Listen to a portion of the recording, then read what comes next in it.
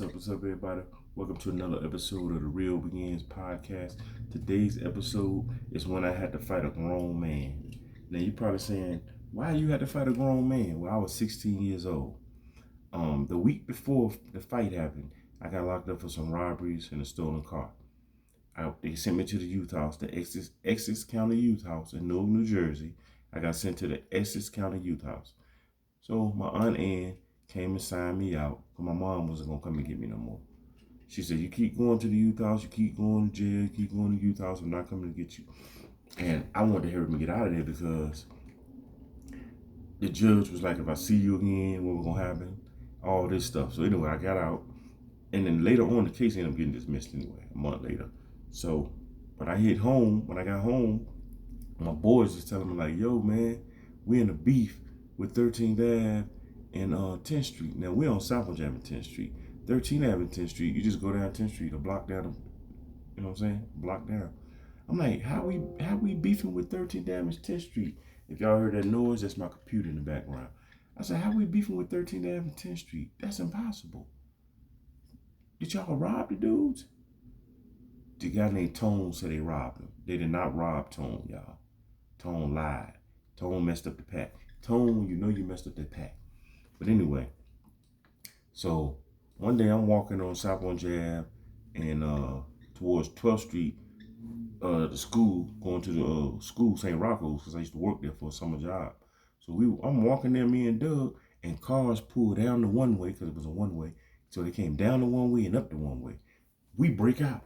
We already knew it was those guys. We like, yo, they got guns. So I get away. I hide up in the school. Doug didn't make it to the school. They jumped him. But they ain't really do no damage to him. And then I heard them say, we're going to get you. We're going to get you, B. We're going to get you, B. Talking about me. So fast forward that.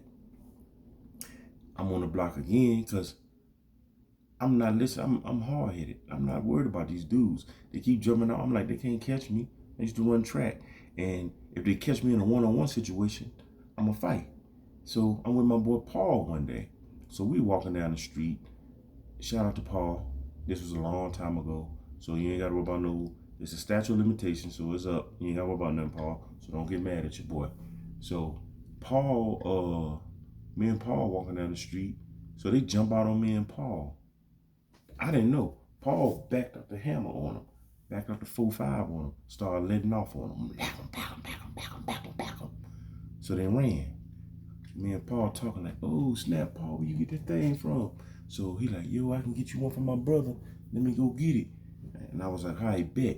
Now, I knew he was going to be a minute because Paul lived in Little Bricks. That's down there.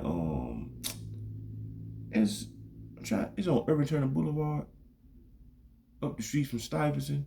So anybody from Newark know, you know what I'm talking about. So you'll know I'm official tissue. So Paul gone. So another couple of days passed. And then I think Doug was outside my door knocking one day. And I think they had jumped him or something. And I heard one of the guys say, I was putting on my clothes. And I heard one of the guys say, yo, is BT son? Now the reason why somebody said that is because my dad was, he was a factor in the city. He done went to prison, he done put in work, he done, you know what I'm saying? He done did a lot. And before that, three of those dudes from that block tried to jump my dad when we lived in the building, and my dad put the beats on them. They didn't know my dad used to box Golden Gloves and stuff. So my dad put the beats on him, and I guess it didn't occur to them that he was Golden Gloves, and he might have taught me, his son, how to box. But anyway, so it ended up, they couldn't do anything to me. They tried to get Paul. Paul shot at him. They got Doug, because Doug was from Irvington. They got Moofy. Oh, I ain't even tell you about Moofy. They caught Moofy walking by himself. See, Moofy was, I'm a up the hill dude. Southwood Jab was up the hill. Moofy was from down the hill. I can't remember where Moofy was from. I think he was from, not Prince Street, but that area or something. So, matter of fact, Moofy was from Irvington. He was from up the hill further. So they caught Moofy one day, locked him in the cage with the pit bulls. They had the dogs biting him all night long. Moofy, shout out to you, man, because that That was crazy. Once I heard that, I was like, them niggas ain't feeding me to no daggone dogs. But they ended up letting Moofy go, because Moofy was the youngest out the crew. Moofy was only about, I was 16. Moofy was about 11, 12. He was the youngest one of us. Stealing cars, robbing people, all type of stuff we was doing. So, they let Moofy go. Now it was, they had got everybody, but they didn't get me. They couldn't jump me. Because number one, I was a part of South on Jam 10th Street. All the old heads out there knew me. Fit, Wally Pop, Sean, Quan, Sharif, his brother Kason. Everybody knew me. So I was official tissue. So, and they knew me, so they couldn't jump me. So one day I see E pull up. Now E is one of those guys, he's from there. But E is 21, 20 years old. He's young. E pull out on some G stuff. Like, yo, hey, I want to fight old boy to one. And I'm looking like, this grown man want to fight me. Not his son, not his cousin. I thought they was going to have Jimmy fight me. But then I thought about it. Jimmy was my age, but we was peoples. He was Fu Corey's nephew. And that wouldn't have been right anyway. Jimmy was my peoples. So, so the old head said, you got to fight, youngin', and you got to represent. And I'm trying to back out of it like, but remember I told you I'll fight anybody anywhere. But I'm like, yo, this dude grown. What the heck? So anyway, we about to fight. So I'm taking off my hoodie because I know he can't jump me. They're not going to allow that. So I take off my hoodie. And as I'm taking off my hoodie, I came out the hoodie fast and just started boom, boom. Because I was always told, get off. So I got off first. And we fighting, we scrapping. And we scrapping all over the place. We fighting, we hands up. We fighting one-on-one. And then I think he had me on the car.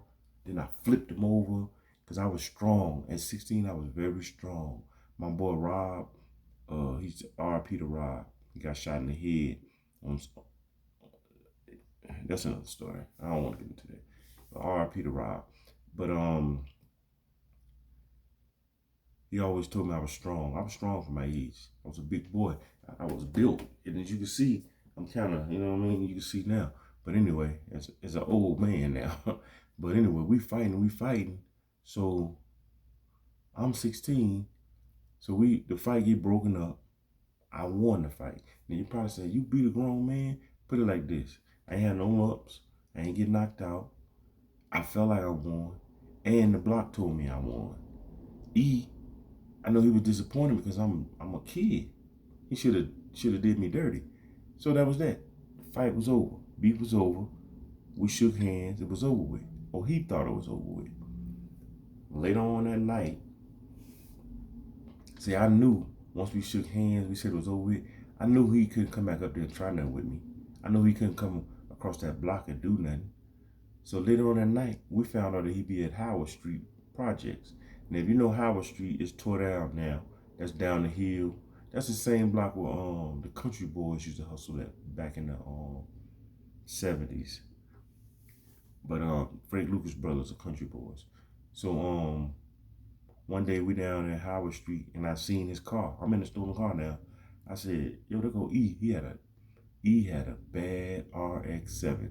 It was burgundy. So we pull up on the RX-7. I jump out the car and I start hitting the door. I'm in the car. Next thing I know, all I heard was boom, boom, boom, boom. I look back, E busting at me. I jump in the car with my boy Moofy. We pull out, we gone. E come out, jump in his car. It took him a minute, I guess. No, he was already down. Yeah, he didn't bust out the windows at Howard. Yeah, he was downstairs. He ran, got in the car, was chasing us. Man, we lost him. We car thieves. We knew he wasn't gonna catch us. So anyway, I gets away. E didn't see it was me, but he figured it was me. So he told the old heads. So the old heads kind of gave me, I don't want to say an ultimatum, but this is what they said. They said, listen, y'all had a fight. It was a one-on-one. It's over with. If you want to keep it going, keep it going. But all that stealing cars, we can't have that around here, man. Come on now, youngin'. Youngin, they say youngin, everybody follow you. You a leader. You a natural leader. All these little young guys follow you, and you out here want to steal cars and stuff. And you know what? That right there was the catalyst for me to really, I'm gonna say a couple months later, I stopped stealing. No, not a couple months later. Like a year later, I stopped stealing cars. Yep, the hustle full time. So, after that, let's say he was 21, I was 16. 4 years had passed. So, one day I'm getting on the 31 bus to go back to the block because my car had got impounded. So this guy stopped me. He was like, "Hey, yo, what up, B?" And I looked at him. You know, I'm aggressive. I'm really aggressive then. I'm 20 years old. I'm very aggressive. And I turned around like, "What up? I know you or something, nigga?" He said, "You don't remember me, dude?" I said, "Nah, I don't remember you. Who is you?"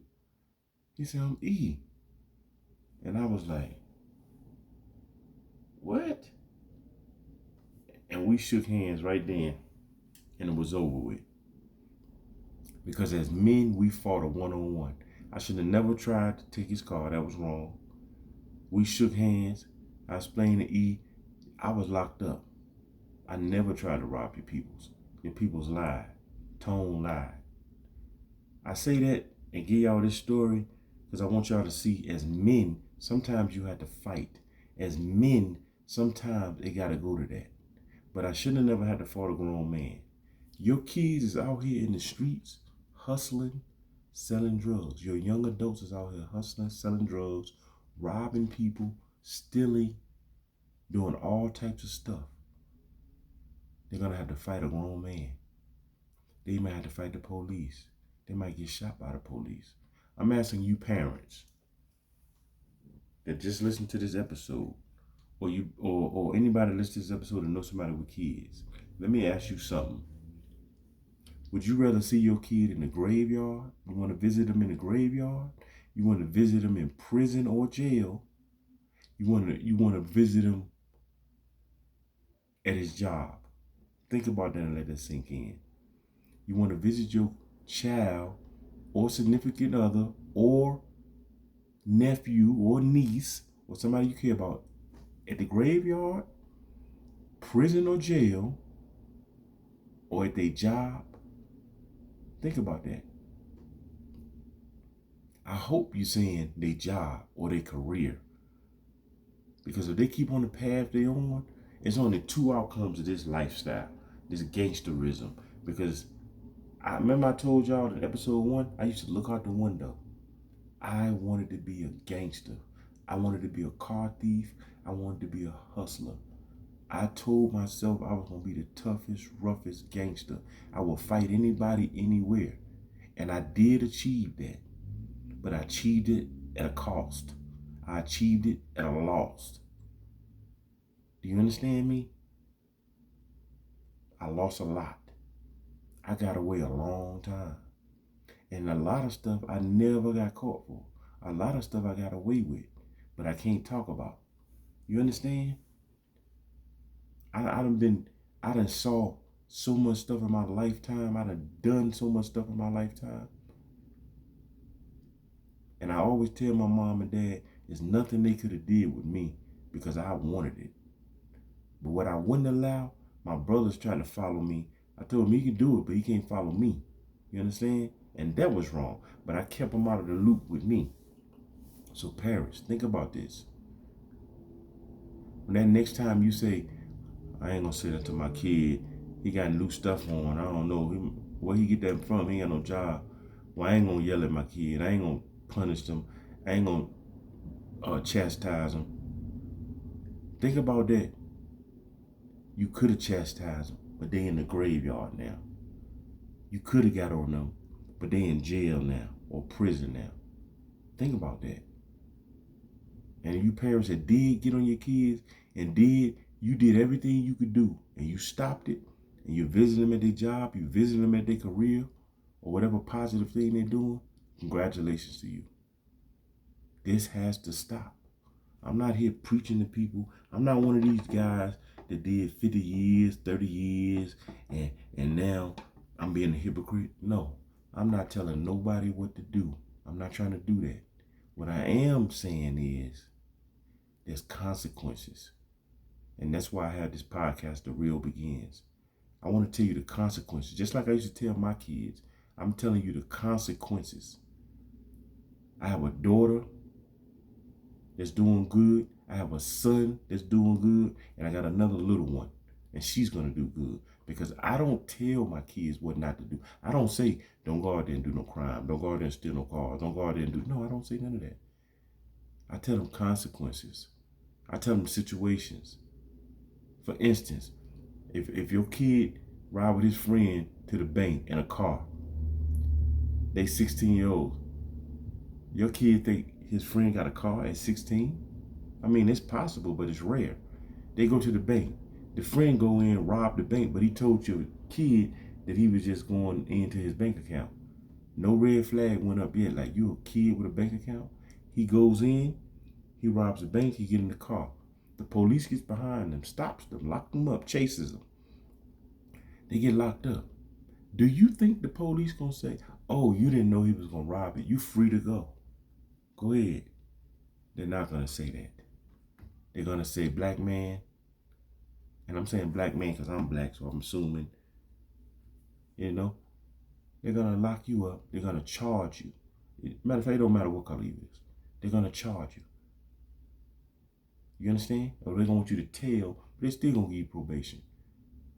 So I tell people the consequences. I'm not telling you what to do. This The Real Begins podcast. I'm on YouTube. I'm on Spotify. If you're on YouTube, like and subscribe to the channel. Tell a friend, tell a friend, tell another friend. Tell your kids, tell your nephews, tell your nieces. I got more to come. On Spotify, you can follow the channel. Thank everyone. The Real Begins, where truth hit harder than fiction. I'm your host, BT.